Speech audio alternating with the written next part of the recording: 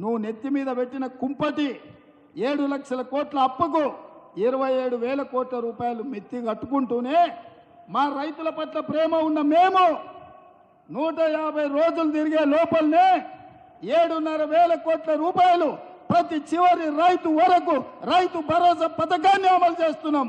ఈ సన్నాసి సోయి లేకుండా వచ్చి కేసీఆర్ దిగిపోయిండు, రైతు భరోసా ఆగిపోయింది అంటాడు. వస్తావా నువ్వు? మే 9 తారీఖు నాడు అమరవీరుల స్తూపం ఉంది, చర్చ పెడతాం.